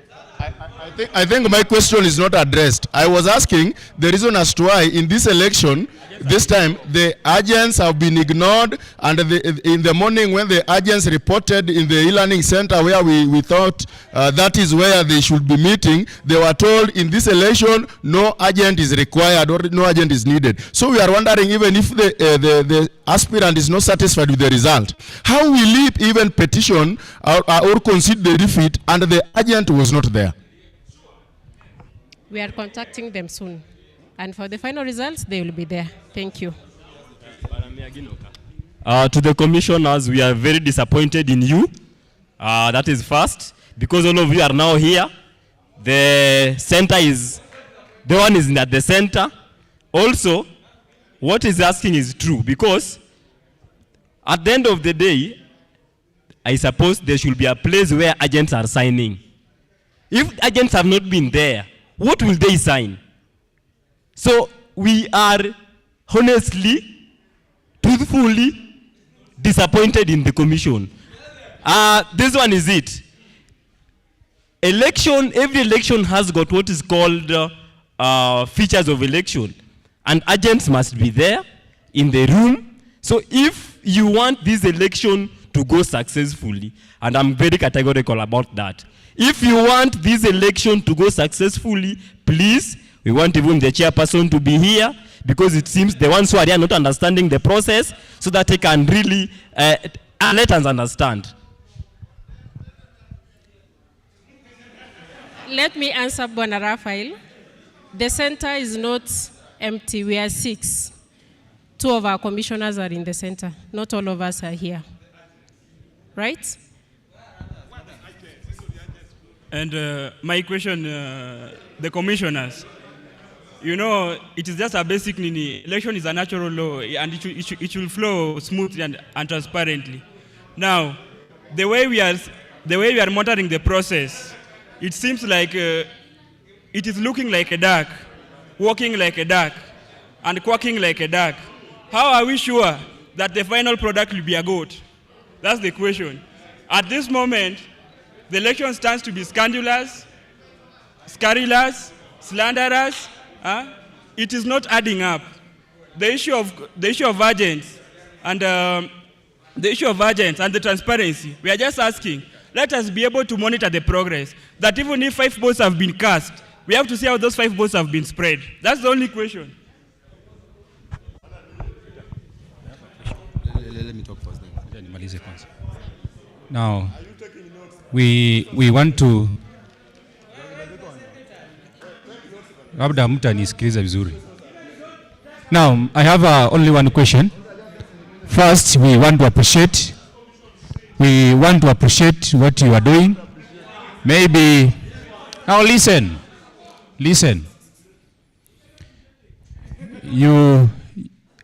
Because they are here now, let me appreciate it, because they are here for us to ask them questions. Now that this is not the first time we are having election in Baraton, I want to compare with the last election, that the commission that was there last election, I don't know where they're working within the law or no, but they gave us a screen showing each aspirant the votes he was getting when the process was going on. That one happened. Whether it is in the constitution or no, it means, whether if it was not there, it means they were so friendly with the aspirants and the comrades. So, my question is that in their constitution or no? If it is not there, and it happened last election, and the commission did it, they were showing us results. Now you don't want to show us. Are you friendly? Are you friendly or no? Oh, you've just asked about being friendly or not. Out of last year's recommendation from the previous commission, it was noted that there was a great effect on the candidates who ended up losing.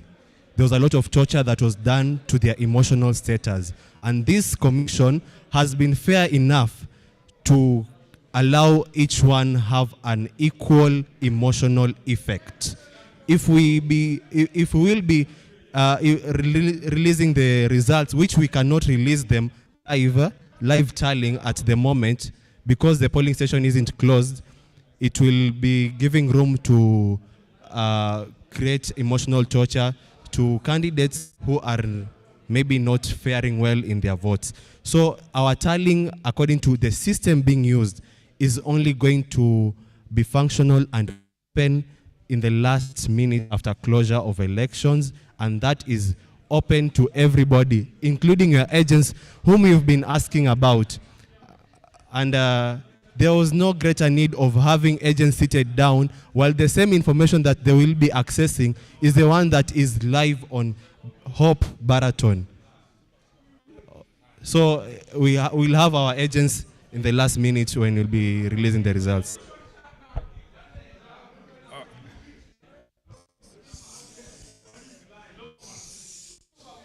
My name is Meshach. Number one, before I ask my question, this is your commission is not a therapy. So you cannot come here and that was emotional torture last time when you are presenting the elections, the votes there. Elections, number one, is a process. It's not an event. So a process, you begin by showing us, if I cast my vote against Leaky, you show us Leaky 1, Docas 2, Subanis 4. Throughout the election. You understand? So you actually, if anybody, any serious individual will listen to you telling us you have not been showing those things because of emotional torture, you are not therapists.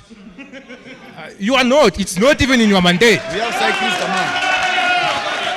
It's not in your mandate. No, nobody actually. When I joined this university,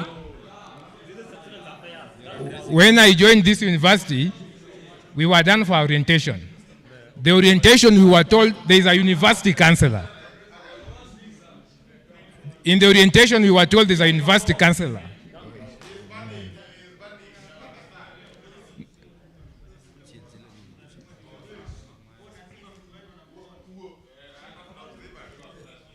Now, the university counselor is the person who's supposed to do what you are doing, of counseling those people who have emotional torture or whatever. It's not your, you must understand your duty. Your duty is not to be any therapist anywhere. Number two, it's a process I told you. So actually, you must show the thing. You must show it.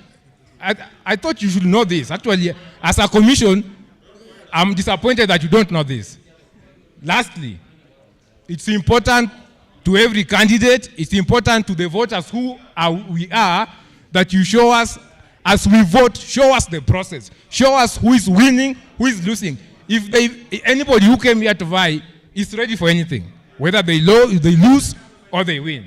So telling us that is emotional torture, hiyo toa kabisa, hiyo toa, no, it's not your work to do that. I had told you that it might cause. It was causing the last system that was there caused emotional torture. But unfortunately, our system is not able to show your tallying at the moment. Tallying will be done final after this. Thank you.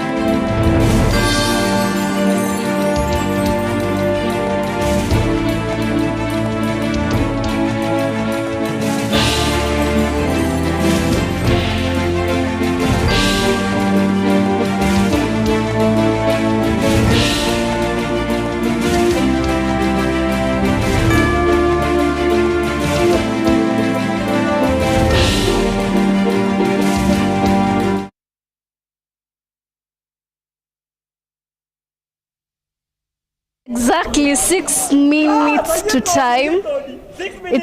It's exactly 6 minutes to time, and they have given us an update around a few minutes before. I will just take a view on some students and what they expect the results will be in a few minutes. Tell me what's your name. I'm Cyrus Nyananga. School of Education, Humanities and Social Sciences, Department of Biology. Are you satisfied with what the IEC is giving us? Okay, to some point I can say that my concern was if they were to give the results per the candidates, so that there may be the transparency, a kind of transparency. That was my concern. What are you expecting in the next few minutes? Okay.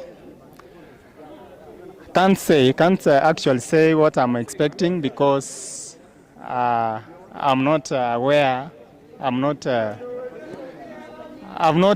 seen the tallying that they have done by the candidates. Thank you. Yeah. What's your name? My name is Xavier Apollo.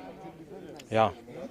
Are you satisfied with the legitimacy of IEC? Okay, from the anger that is around right now, I don't want to preempt that from the results that will come, that the results will fare the true. We want to assume, right now I want to deal with assumption that the results are being cooked, because if the results were good, we could have seen them there. So if the results are, if they want to bring results here that are cooked, we don't want to preempt that it will be good. My name is Mandela Churchill. This is something which is very quick, very quick, static, and we will not tolerate. What are you expecting in the next few hours? Thank you, Presenter, for this opportunity.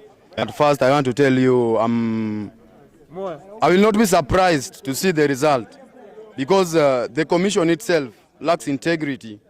They are not transparent. Why couldn't they do induction that results will not be tickling or being streamed, but the moment each and every individual will be voting? How can we accept, we as voters? In fact, I was a chief agent and I was denied that opportunity to be part and parcel of the team. How can I tell other electorates that this thing was free, fair, credible, and they should be ready to accept anything, the outcome, whatever? So let's wait. Can we say it has been a con all along since morning? Yes, we can say like that. Thank you very much. Ladies and gentlemen, as you've heard in layman's language, mambo imechemka. We will still be on ground to take the views on people and the students around the school. Please stay tuned. Stay tuned, yeah, as we stay tuned, we really love this university. It is a beat. What we only don't want is that bungling, interfering, jokundering, students, interests, and elections. We are in front of the church. We really love this university and don't want anything to happen bad. Therefore, tomorrow, the commission should wake up and think of doing a fresh election. Thank you. Stay tuned.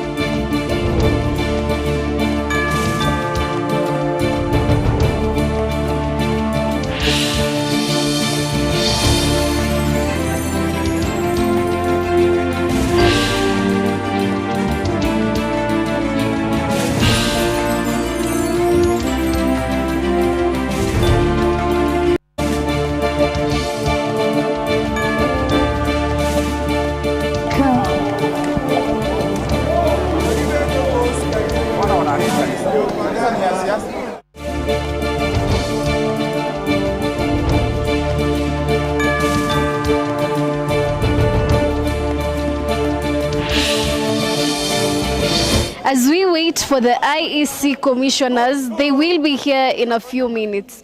We hope they start the tallying of the results as everyone is eager to listen to them. I am taking you back to studio. I am reporting for Hope Channel Baraton, and I am Atieno Ashley.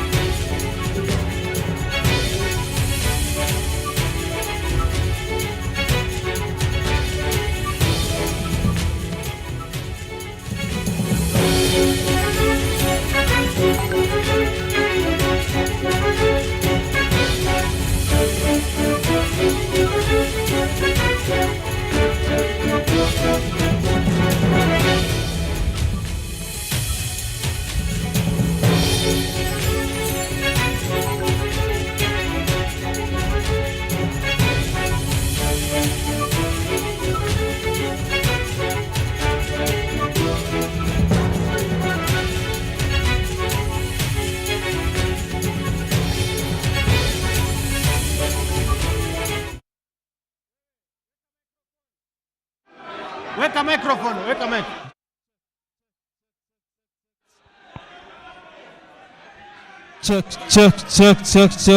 Check. Aya, okay. Sawa.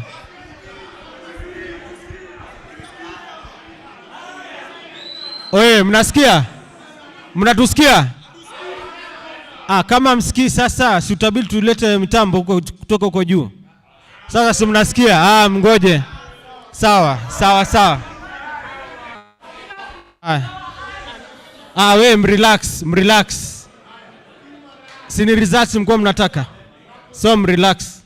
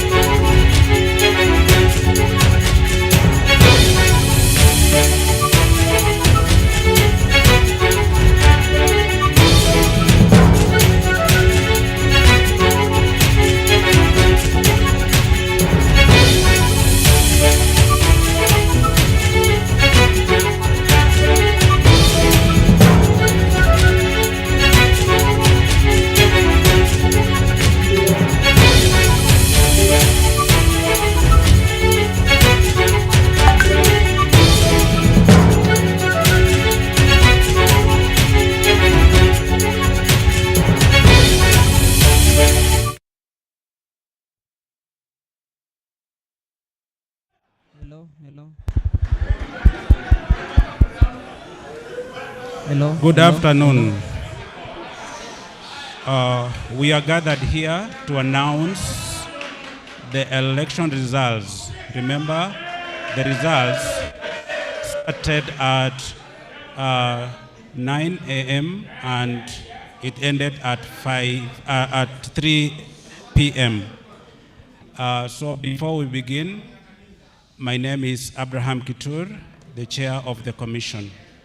I have with me Esther Teka, the secretary. We have members, that is Lewis,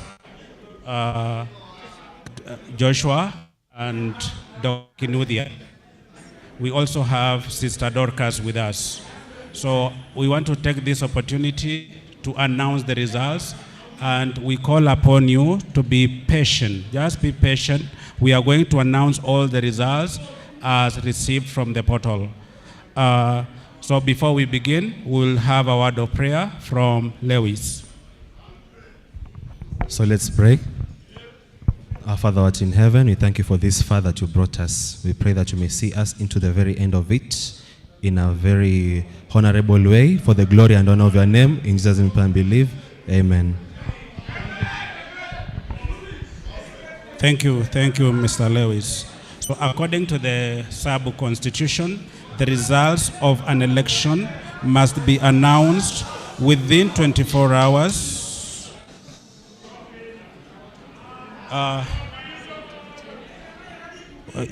Will be announced 24 hours after the closure of the poll, and will be announced in the following manner. We shall begin with the senators. So today we were doing the senators, and we want to now begin announcing the results. Kindly keep quiet so that you can listen. Voter turnout was 52%. So in other words, we did not go, rather many students did not turn up to vote. In the school of, or rather in the senator of campus, male, turnout was 58%, ladies dorm 82%, campus, off-campus female 55%, science and technology 54%, education, humanities, education, humanities and social sciences 58%, nursing 77%, senator, postgraduate 46%, and diploma was 51%. We are talking about voter turnout. The next thing that we want to do now is to give the results of the various senatorial positions by default. We shall begin with School of Business. In the School of Business, we have one contestant, therefore he was unopposed, and that is Rua Peterson Muero. Or Peter Muero is the senator, School of Education. Next, we have School of Education, Humanities and Social Sciences. In this school, we had three contestants. We had Ouma Ojiambo, Hilary Kipchumba, and Otieno Ogola. Ouma Otieno garnered 112 votes, which is 10% of the total. Hilary Kipchumba garnered 493 votes, which corresponds to 43% of the votes. Otieno Ogola Tabman scored 537 points. That makes gives 47%. Therefore, Otieno Ogola Taban is the senator-elect, School of Education, Humanities and Social Sciences. Next, we go to the School of Health Sciences. Now, my voice is fine. There is a lot of noise. So kindly keep quiet and it will be clear. tell them to keep quiet and it will be fine. If you cannot keep quiet, then how can you listen? You are shouting and you want to listen. How is that? Please just listen, be quiet, and it will be well. But so long as you are shouting, then the voices, or rather those sounds will be competing, and there is no other way I can shout beyond here. Now we go to School of Health Sciences. In the School of Health Sciences, we had one contestant, that is Shama Mulinge Mdinyo. He is unopposed, therefore we pronounce him an elect member of the Senate to represent School of Health Sciences. School of Nursing is the next. In the School of Nursing, we had 3 contestants. We had Nyagwaji Emmanuel, Amos Kipkemboi, and George Churchill. Nyagwaji Emmanuel garnered 52 votes, which corresponds to 9%. Amos Kipkemboi, 160 votes, that is 26%. George Churchill scored 399, that is 65%. George Churchill Owocha, therefore, is the Senator-elect School of Nursing. School of Science and Technology. School of Science and Technology.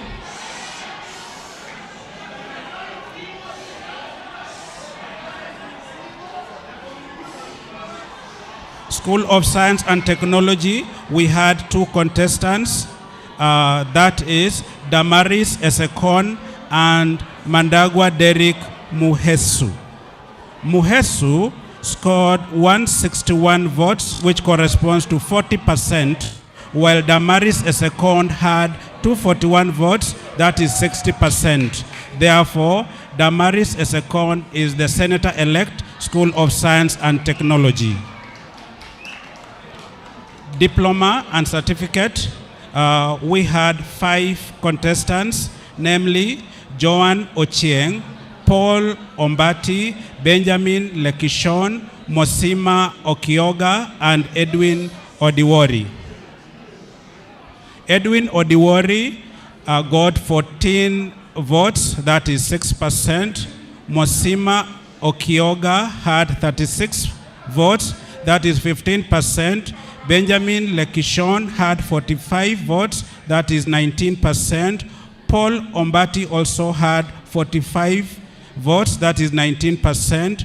Joan Ochieng had 93 votes, that is 40%. For the Senator-elect, diploma and certificate, we have Joan Ochieng.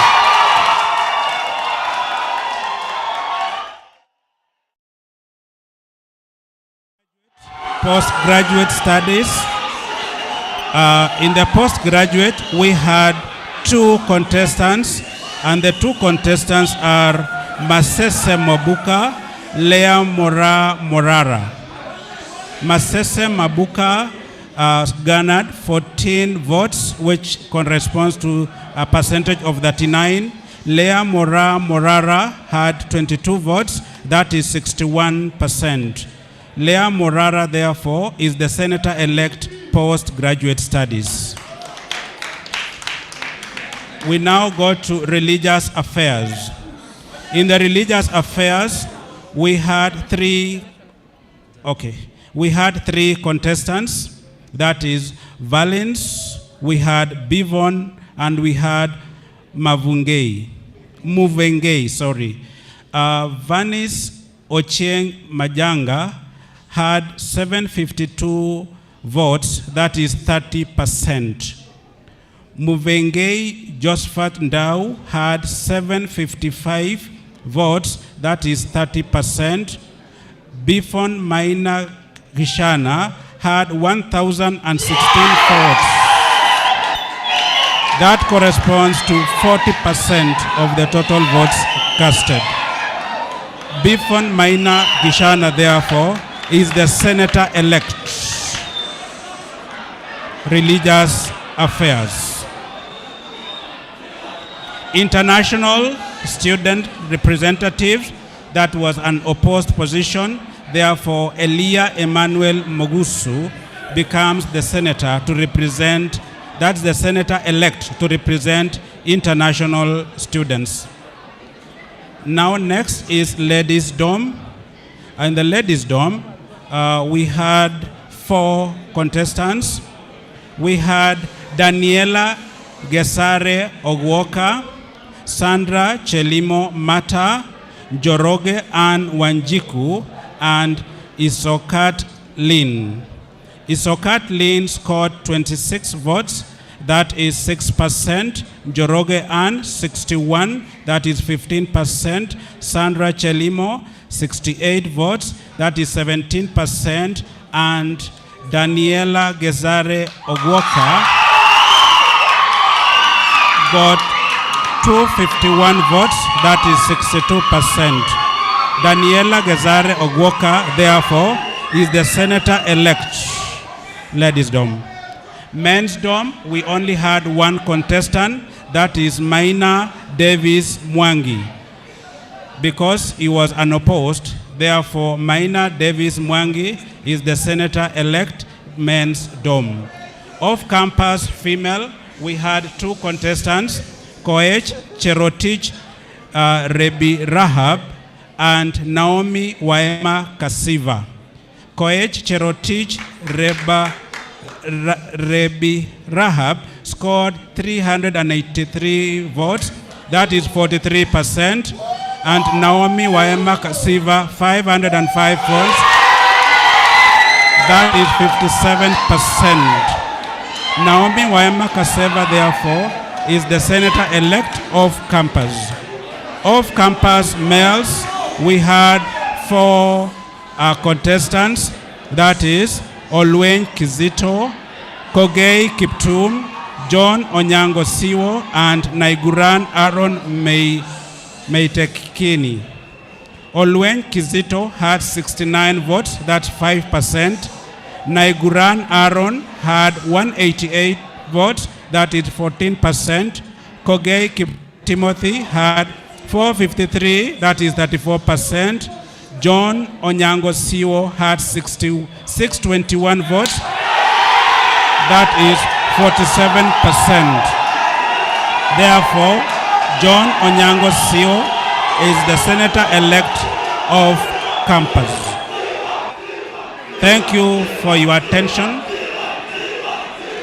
Thank you for your attention, and we also want to thank all the members and the students that took part in this election.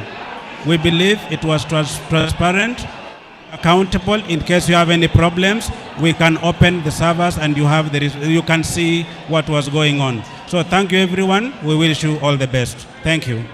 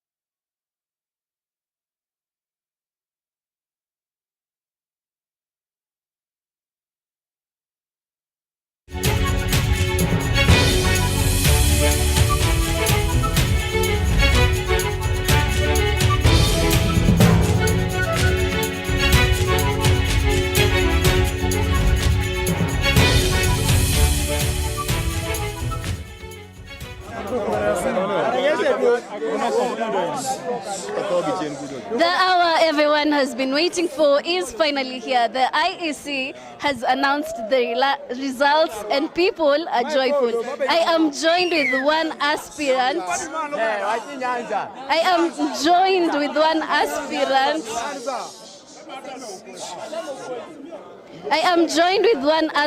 Who's a senator-elect, and I'll have him introduce himself. Thank you so much. Comrade power! Comrade power! Comrade viva! Comrade wisdom! Obengo! Obengo! Obengo! We are so glad, and it is with a lot of pleasure and with a lot of due diligence to my fans and supporters. I'm so glad that you so trust in me to bestow this opportunity upon myself. I thank you so much. I'm so glad. And in collaboration with every department and everybody in concern, I promise to remain faithful and true to everything that the comrades will need.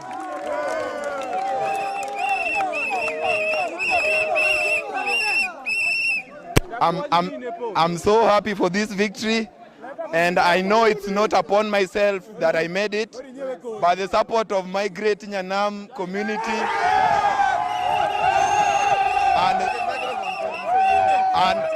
and the support from every department and everybody who came out to support me.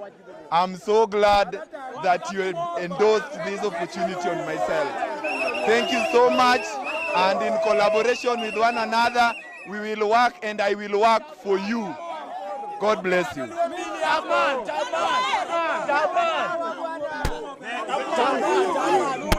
How do you feel about it? Comrades power! Comrades power! Comrade wisdom! Comrade viva! Obengo! Obengo! Thank you. I'm very happy. I'm very glad. I thank you all. I thank all comrades for coming out clearly to practice their democratic right to vote me in. As I promised earlier, I will work with you and for you. Comrades viva! Comrades power! Everything that is cast upon the Lord always come to an end. Comrades power! Thank you.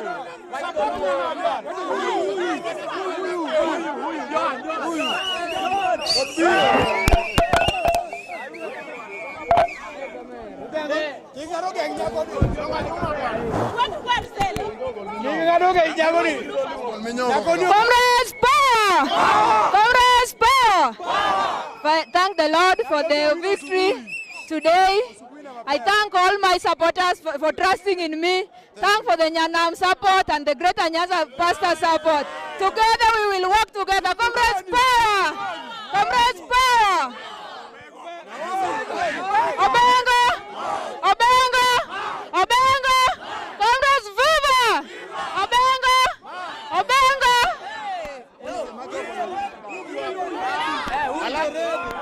These are red. Very good.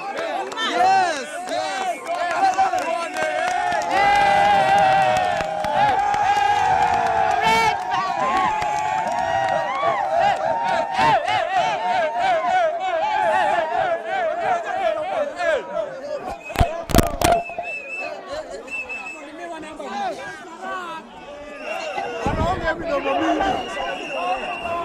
Yes.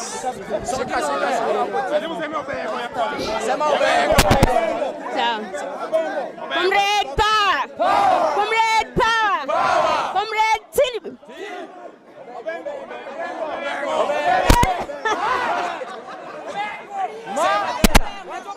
Okay, so.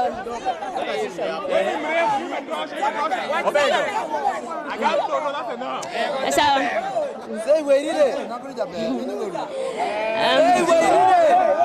Say wait in it. Okay. Sema Obengo. Obengo. Okay. Sema Obengo. Thank you so much. Yes. Thank you so much. Yeah. I want to say,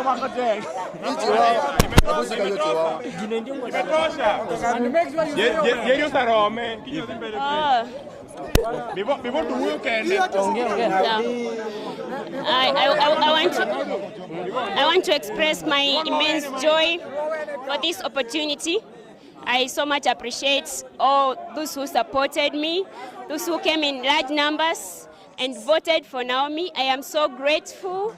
I am so much grateful. I'm so happy. Yeah. And so much thanks to God.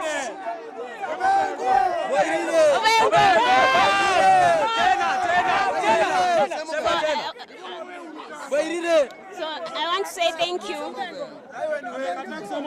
Yes, I am so much grateful to God for this opportunity. So I want to say thank you. I'm so happy.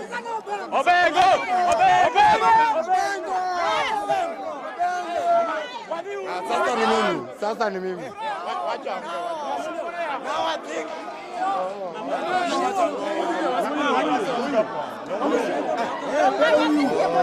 Sema Obengo. Obengo. Sawa. Sema Obengo. Obengo. Sema Obengo. Wewe mpe time. Tulia. Sema Obengo. Wewe unakanyaga nini? Unakanyaga Sema Obengo. Haya. Amesema anasema. Obengo. Ongea. For me, I want to thank God for what He have done to me. It was not a good race. It was a tough race. But I want to thank all of those who are trusting me and giving me their votes. I can do my best to them, and that is all. Obengo!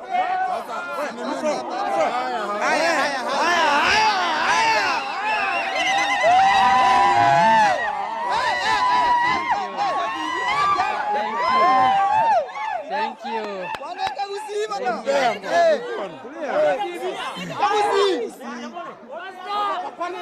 Sauti bwana, sauti. Mwanya getinge yago, bwana mwanya getinge. Abantu baminto nabakwanire mwensimbya mole.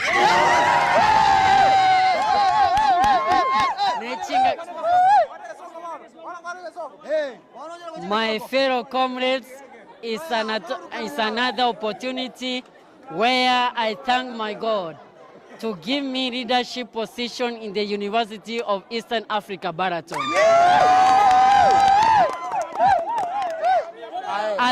As your servant, I appreciate for your thoughts.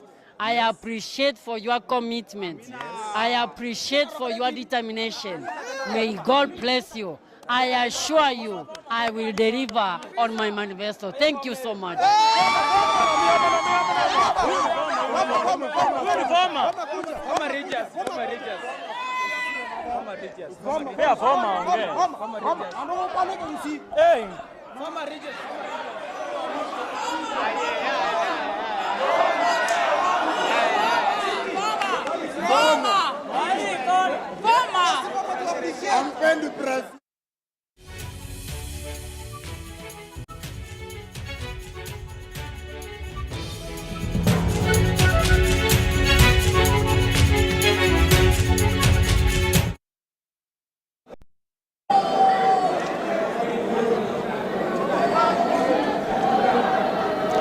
Ladies and gentlemen, it has been the 20th of March 2024 and the senators-elect have been announced. As you can hear the noises from my background, people are jovial. Although there had been complaints before, we can see that they are happy with the results that the IEC announced.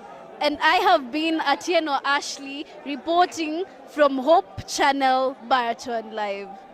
Have a great day.